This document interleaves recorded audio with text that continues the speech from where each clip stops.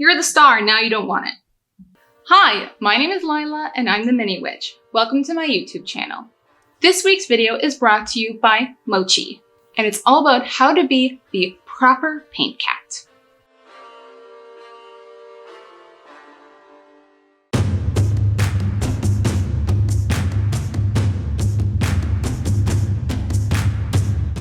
As you may or may not know, this is my wonderful assistant, Mochi, or my xenophil cat. He frequents my videos, causing adorable mischief. Mochi! Mochi! Hey! Mochi! Stop it! Well, okay, mischief. And him and his brother have learned quite a bit after I've been recording YouTube videos for about a year. One of my subscribers asked if Mochi could do a tutorial, and I decided that he's been doing this for long enough that he probably knows enough to be able to write a guide. From here, I will be reading the script that Mochi and his brother Cardamom wrote on everything your cat needs on how to be a proper paint cat. If you are watching this video, I assume that your human sits for hours on end painting tiny pieces of resin and metal to be used in tabletop games. To this, I give my condolences. I do not understand their desire for such self-flagellation, but it is our job as cats to save our humans and return them to their rightful place of giving us treats and scritches. But the first step is to stop this witchcraft at its source, the miniatures. The best way to do so is to chew the miniature beyond recognition, even if such things come with anger from our humans. The most common type of miniature in my home are Reaper miniatures. They are plebeian and bland, especially the Bones Classic. Though they are a good occasional snack, the true sorcery lies beyond the grasp of such simple objects.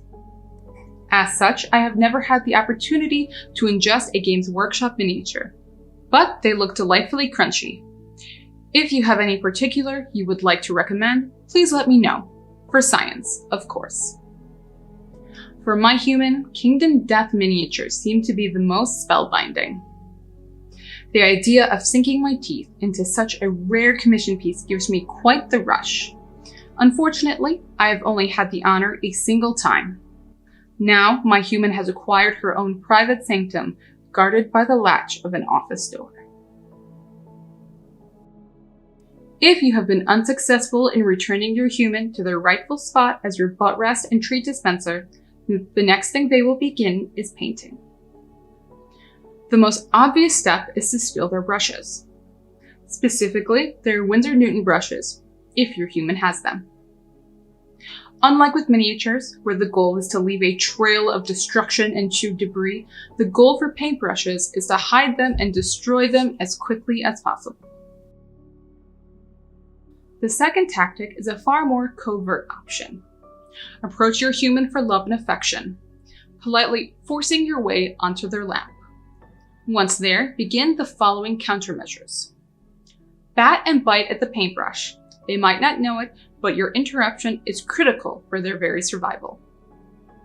Shed as much fur as possible. Placing your fur delicately into their paint and upon yet to dry miniatures is a great way to fan the fires of rage, which will hopefully destroy the human's creative energy and inspiration. If none of these methods have worked, fear not, there is still one last seed of hope, though it should only be done as a last resort.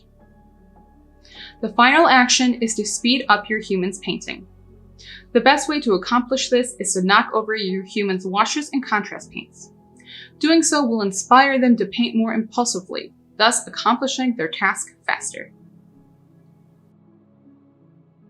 No matter what, whether you have succeeded or failed, be sure to give positive reinforcements to your human as soon as they pack away their miniature painting supplies. Rub on them, beg for pets and treats, and cuddle with them on the couch. Reassure them that next time they will be strong enough to break free from the curse that is miniature painting, and once again begin devoting all of their attention to you, your adorableness, and your lack of food. Mochi and I hope that this tutorial was useful and helpful to you, or at the very least, somewhat amusing.